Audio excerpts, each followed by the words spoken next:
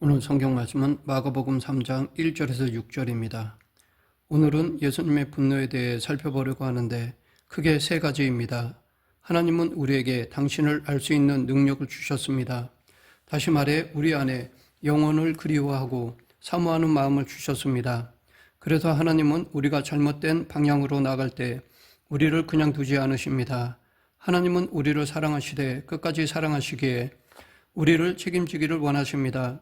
하나님의 분노는 바로 이 사랑 때문에 일어납니다. 이스라엘이 하나님의 백성답게 살지 못하자 하나님은 계속해서 그들에게 돌이키라고 말씀하셨습니다. 사자들과 선지자들을 통해 계속해서 말씀하셨고 나라를 빼앗겨 포로로 끌려가는 치욕을 경험하게 하시면서까지 끊임없이 그 길을 돌이키라고 말씀하셨습니다. 결국 독생자 예수님까지 보내셔서 죄악된 길로부터 돌이킬 것을 선포하셨습니다. 그런데 오늘 본문에서도 예수님이 분노하시는 것을 볼 수 있습니다. 안식일에 손 마른 사람을 고치자 안식일 규정을 어기면 안 된다고 책망하는 바리새인들을 보시며 예수님은 분노하셨습니다. 그러면 왜 분노하셨을까요? 안식은 쉼입니다. 기계는 쉼이 없어야 그 능력을 인정받습니다. 기계가 걸핏하면 고장나서 쉬게 되면 기계의 역할을 다하지 못하기 때문에 버려지고 다른 기계로 교체됩니다. 그러나 인간은 기계와 다릅니다. 인간은 일하기 위해 태어난 존재가 아니라 하나님과 교제하기 위해 태어난 존재입니다. 안식일은 하나님이 우리와 교제하기 위해 우리에게 주신 쉼의 날입니다. 그러므로 쉰다는 것은 마냥 빈둥거리는 것이 아니라 하나님과 교제하는 것을 의미합니다. 이 교제 안에는 예배도 포함됩니다. 이스라엘 백성들은 애굽에서 나와 광야 생활을 하면서도 안식일을 지켰습니다. 사실 하나님이 안식일을 지키게 하셨습니다. 척박한 광야에서 하나님은 매일 만나를 주셔서 이스라엘 백성들을 먹이셨습니다. 그러나 제7일은 만나를 내리지 않고 안식일로 지키게 하셨습니다. 그러면 이 만나에는 어떤 의미가 있을까요? 첫째, 먹고 사는 것이 자신들의 힘에 달려 있지 않다는 것을 가르쳐 주기 위해서 하나님이 주신 양식입니다. 둘째, 만나가 내리지 않는 하루 동안에는 자신이 세상에 존재하게 된 이유를 생각하고 묵상하게 함으로써 당신을 기억하게 하셨습니다. 그러니까 안식, 쉼이라고 해서 하루 종일 빈둥거리는 것이 아니었습니다. 이스라엘 백성들은 광야 생활을 끝내고 가나안 땅에 들어간 뒤 안식일 규정을 세부적으로 나누어 많은 유전들을 만들었습니다. 물론 처음에 그것은 안식일을 더 잘 지키기 위한 의도였습니다. 하지만 시간이 지날수록 이 규정은 오히려 안식을 잃어버리게 하는 족쇄가 되고 말았습니다. 여러 가지 많은 규정들을 지키지 않으면 죄를 묻기 바빴고 죄를 짓지 않기 위해 사람들은 이 규정을 지키기 바빠 본래 안식일의 의미를 잃어버렸습니다. 안식일은 내가 내 힘으로 일해서 먹고 사는 것이 아니라 하나님의 은혜로 사는 것임을 되새기는 시간입니다.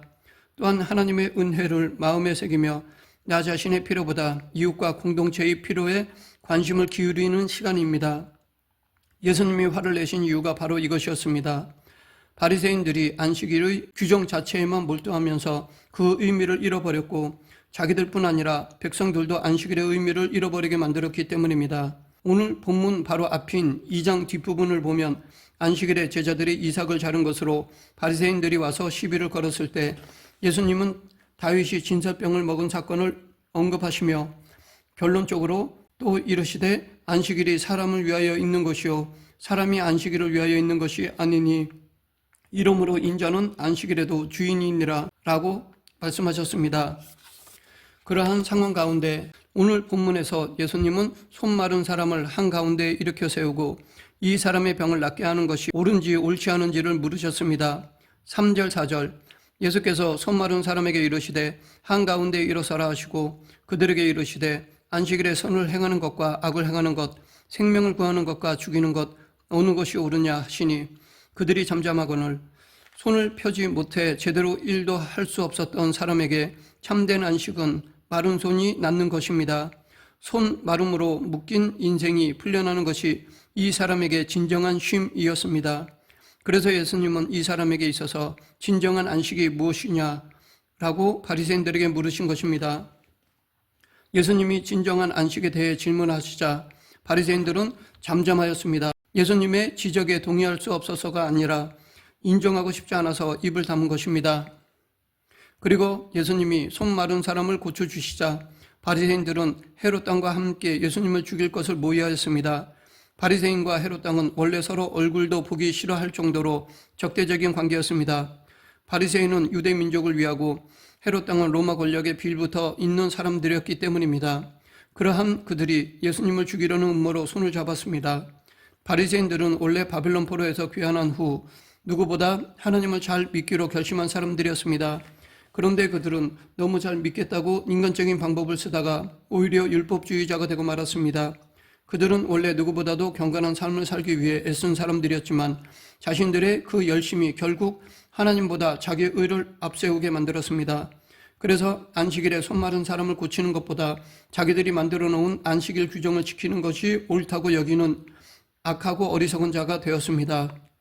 생명이 아니라 거대한 종교 시스템을 지키는 수호자가 되었습니다.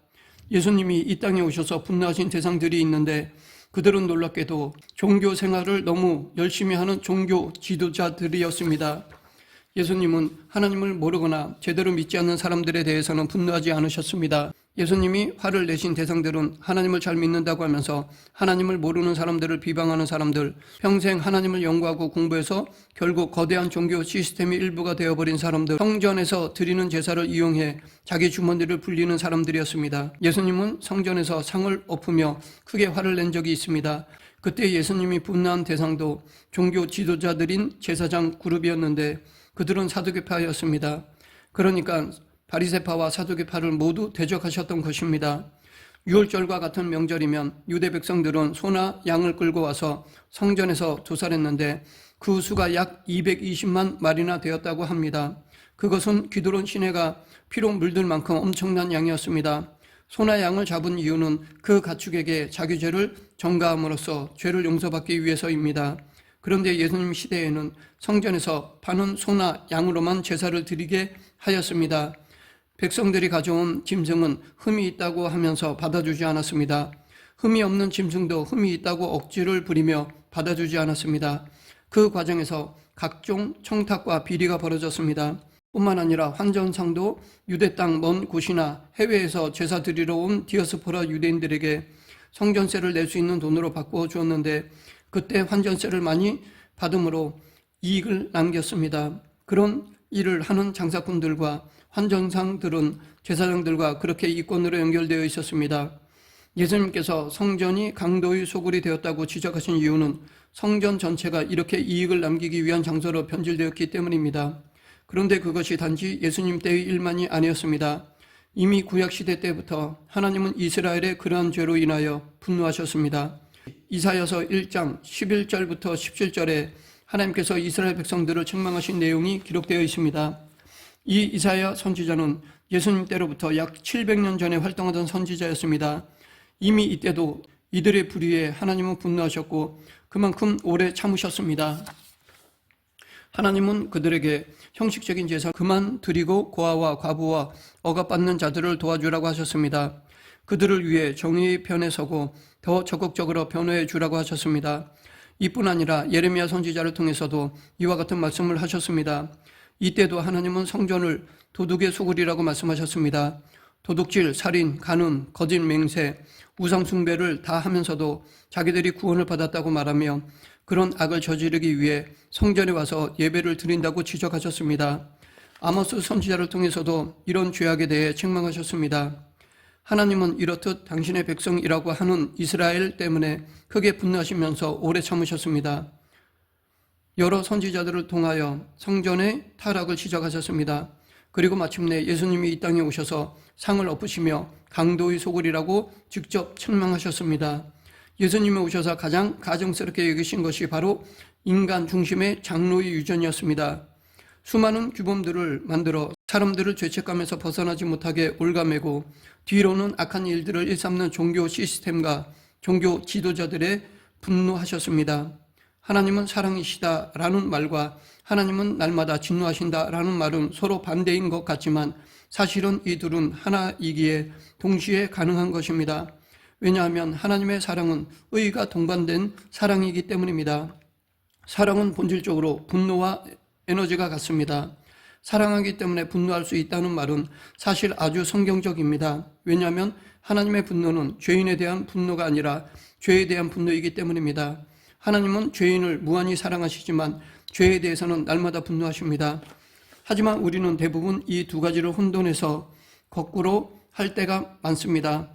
죄인에 대해서는 분노하고 죄에 대해서는 둔감한 경우가 많습니다. 특히 자기 죄에 대해서는 더더욱 그렇습니다. 이것은 마치 내가 하면 로맨스, 남이 하면 불륜과 같습니다. 자기 죄에는 눈을 감고 있으면서 자기와 똑같은 죄를 짓는 다른 죄인에게는 크게 분노합니다. 그런데 죄에 대해서 분노하지 않고 죄를 짓는 사람에게만 분노하면 아무것도 달라지지 않습니다. 그렇게 되면 제도가 바뀌어도 정권이 바뀌어도 아무것도 달라지지 않습니다. 죄가 없으신 예수님의 분노는 의로운 분노입니다. 그래서 우리 같은 죄인의 분노는 대부분 다른 죄인들에 대한 분노이지만 죄 없으신 예수님의 분노는 오직 죄에 대한 분노이며 동시에 죄인에 대한 긍휼입니다. 물론 이것은 우리가 하기에는 한계가 있습니다. 오직 예수님만이 할 수 있는 것입니다. 우리는 죄와 사람을 따로 보기 힘듭니다. 그러나 문제는 죄인에 대한 사랑과 죄에 대한 분노는 항상 함께 있습니다. 그래서 우리의 죄를 해결하기 위해 죄인인 우리를 죽일 수는 없기 때문에 예수님은 본인 자신이 스스로 죄인을 대신하여 죽으신 것입니다. 예수님께서 스스로 죄인의 자리에 서신 것입니다. 이것은 사랑과 분노가 합쳐진 결과입니다. 그런데 우리는 그런 사랑과 분노가 없기 때문에 십자가를 지려 하지 않습니다. 인간의 분노는 대개 이기적인 사랑에서 비롯된 분노인 반면 하나님의 분노는 조건 없는 이타적인 사랑에서 비롯된 분노입니다. 인간의 사랑에는 자기가 볼 때 가치 있다고 생각하는 것을 얻으려는 의지가 포함되어 있기 때문에 자기가 손해를 보거나 자기 것을 빼앗기게 되면 언제 어느 때든 분노하게 됩니다.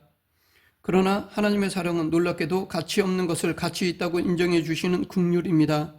그리고 가치 없는 것을 가치 있게 만들고자 자신을 희생하시는 하나님의 의지입니다.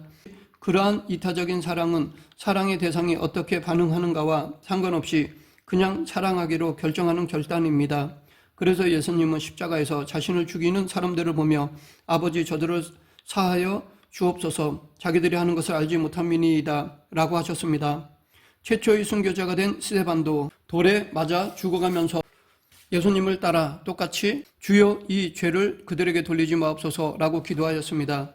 이 시대에도 여전히 의로운 분노, 거룩한 분노가 필요합니다. 나의 감정적인 분노, 이기적인 분노로는 아무것도 바꾸지 못합니다. 그렇다면 어떻게 해야 예수님처럼 의롭고 거룩하게 분노할 수 있을까요? 그것은 예수님처럼 자신의 생명을 내어주며 사랑할 때 가능합니다. 이웃과 형제자매뿐 아니라 원수까지 용서하시고 그 모두를 위해 자신의 생명을 내어주신 예수님처럼 우리도 그렇게 용서하고 사랑할 때 의로운 분노, 거룩한 분노가 가능한 것입니다. 그렇다면 우리가 해야 할 일은 분명합니다. 의로운 분노가 무엇인지 열심히 찾아서 죄인에게 분노하는 것이 아니라 먼저 죄인을 사랑하는 것입니다. 불쌍히 여기며 품고 또 나 자신을 내어주며 사랑하는 것부터 시작하는 것입니다. 그렇게 될 때 죄에 대해 의로운 분노를 바랄 수가 있습니다. 어떤 사람이 내게 못된 짓을 하면 당연히 우리는 화가 나고 분노하게 되지만 우리가 예수님을 닮을 수 있다면 저 사람에게 분노하는 것이 아니라 저 사람이 저렇게 되게끔 만든 죄의 세력, 사탄의 세력, 악한 세력을 향한 분노가 나올 수 있고 그렇게 되면 그 사람을 품을 수 있게 되며 그를 위해 기도할 수 있게 됩니다. 예수님이 우리를 사랑하시되 끝까지 사랑하신 것처럼 우리도 그렇게 사랑하면 죄인이 아니라 죄에 대해 진정으로 분노할 수 있게 됩니다. 죄에 대해 진정으로 분노할 줄 아는 사람만이 예수님의 뜻을 이루어드리는 신실한 종으로 인정받게 됩니다. 야고보 사도도 야고보서에서 듣기는 속히 하고 말하기는 더디하고 노하기도 더디하라 라고 하였습니다. 왜냐하면 노하는 사람은 하나님의 의를 이루지 못하기 때문입니다. 이 노는 사람에 대해 분노하는 것을 말합니다. 말씀을 맺겠습니다. 우리도 예수님처럼 죄에 대해서는 분노해야 합니다. 반면에 죄인에 대해서는 긍휼한 마음을 가지고 품어야 합니다. 죄인에 대해 분노하기보다 먼저 죄에 대해 분노해야 합니다. 그리고 오히려 죄인을 품어주고 사랑해야 할 것입니다. 그럴 때 우리는 의를 이루게 되고 신실한 종으로 인정받게 됩니다. 우리 모두 예수님께로부터 착하고 신실한 종이라고 칭찬받는 성도가 되길 간절히 축원합니다. 기도하겠습니다. 사랑과 은혜가 풍성하신 하나님 아버지, 잘못된 것에 대해서는 분을 내되 의를 이루며 예수님처럼 사랑으로 품는 그리스도인이 되게 하여 주시옵소서. 예수님 이름으로 기도드립니다. 아멘.